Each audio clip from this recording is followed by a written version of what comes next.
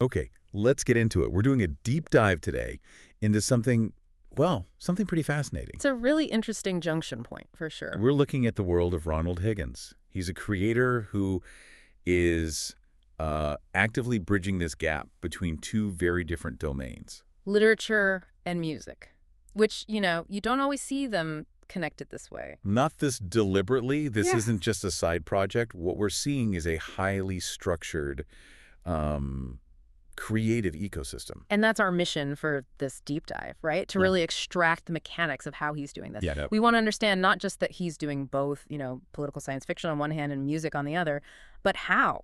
How is he using these completely different mediums to explore a remarkably consistent set of ideas? And it's all anchored by a single, very powerful, unifying title. That's the key. The title is Some Battles Choose You. And that phrase, it's just so resonant. As we look at the material we have, you realize it's not just a random name. It's the title of his novel, but it's also the conceptual heart of his musical identity. A whole strategy he has fully deployed as of late 2025. It is, frankly, a masterclass in thematic consistency. Oh, it absolutely is. When you really dig into the information, what stands out is just how intentional it all is. Right. This isn't just, a hobbyist approach where an author happens to make a little music on the side. This is a unified creative vision. And it's focused on exploring what? Internal struggles, the things you can't escape, and external struggles, the fights that are kind of thrust upon you by the system. So the media are different. But the emotional core is identical. Okay, so let's start with the narrative structure then. The literary half of this equation. A novel. The novel. Some Battles Choose You. So to set the scene for you, this isn't some simple character drama. We are firmly in the political and science fiction genre. Which immediately tells you that the stakes are high. Very high. And the conflict is rooted in these contemporary societal anxieties, but projected into a speculative near future. And what's particularly telling, I think, based on the outlines we have, is the choice of protagonist. The central plot follows a tech worker. Which is such a smart choice. It is. It immediately grounds the sci-fi elements in something we can all relate to. They're not fighting aliens. No, they're fighting inside the very infrastructure that, many of us live in every single day. Exactly. And what is this tech worker fighting for? The source material is very clear about this. They're fighting specifically for the concept of democratic digital governance. It's a high-minded, transparent goal. And this is where we get to the core struggle. This is the battle that chooses the worker. The story is focused specifically on this tension, this fight between community values and corporate engagement algorithms. That is such a modern conflict. It is. I mean, this isn't just good guys versus bad guys. It's a systemic fight.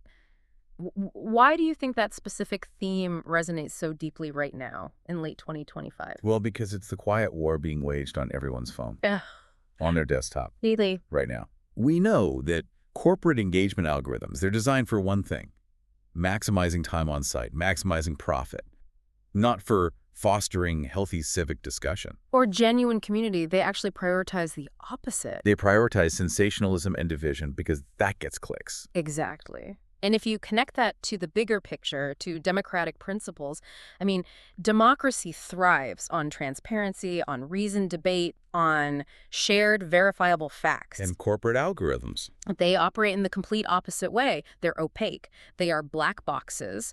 Their internal workings, the actual rules of engagement, are secret, and they're constantly shifting. So the novel is asking a huge question. A profound one. How can you have genuine democratic engagement when the digital town square is fundamentally governed by a hidden profit-maximizing corporate code? It's a fight against an invisible rulebook. That's it. And that contrast, the transparent ideals of democracy versus the opaque mercenary reality of the algorithm, it just provides instant dramatic tension. It's the perfect engine for a political sci-fi novel. It makes you, the reader, feel seen.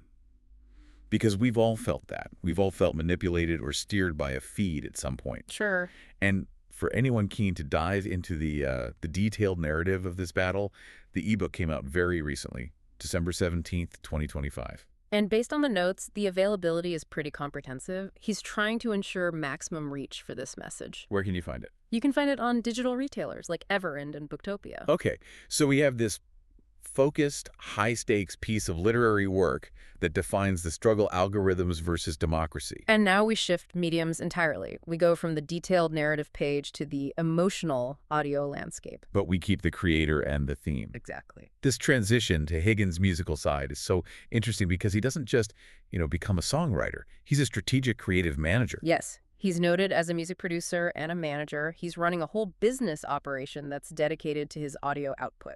And that operational entity is called? It's called CletusMaxx Music Publishing. The research confirms that Ronald Higgins, sometimes he goes by Ron Higgins, owns and manages this publishing house. And that detail alone tells you so much about the scale and seriousness of his musical work. Right. It's not just a few tracks uploaded to a website.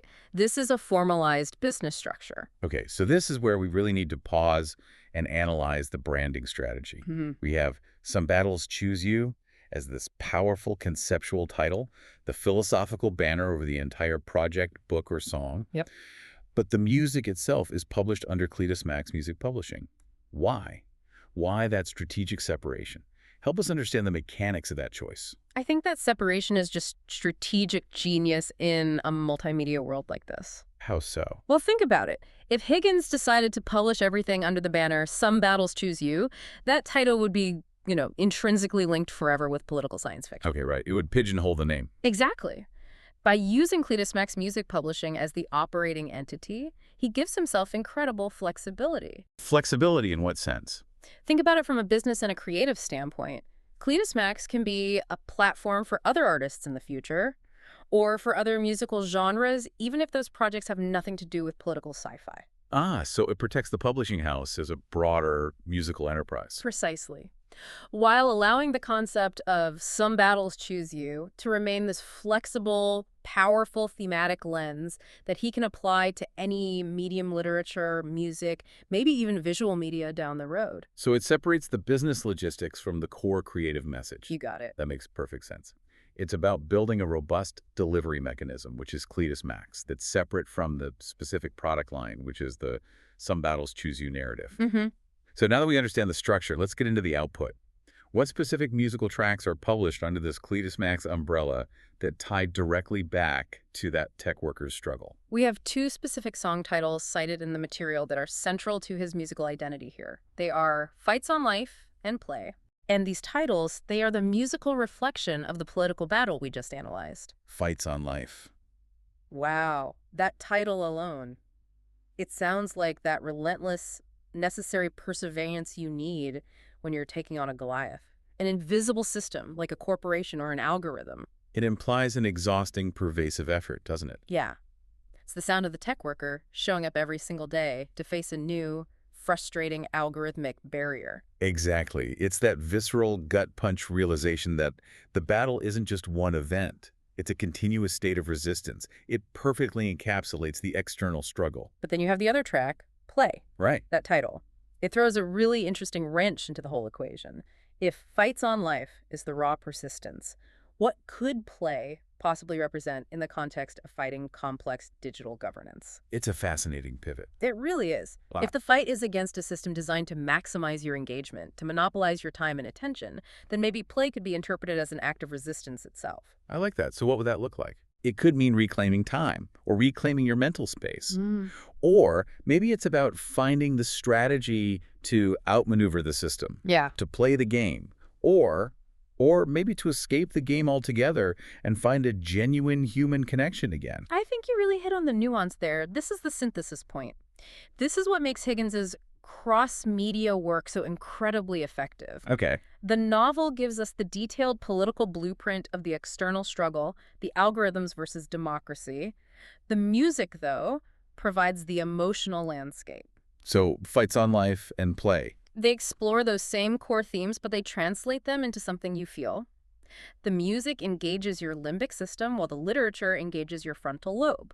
They work in tandem. Perfectly. That is a very, very clever way to ensure that whether you're a dedicated reader of political sci-fi or you're someone who just consumes audio content on the go, the core message is reinforced. The message of this unavoidable systemic struggle. You get the weight of the battle from the music. And you get the context of the battle from the book. And that reinforcement is widely available, which, again, supports the whole strategy of just getting the message out. Oh, absolutely.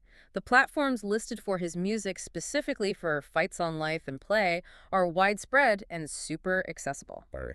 We've got SoundCloud, Reverb Nation, Spotify, and iTunes. He's meeting the listener exactly where they are already consuming audio. So let's zoom out for a final perspective here. Yeah. We started this deep dive looking at Ronald Higgins, the creator.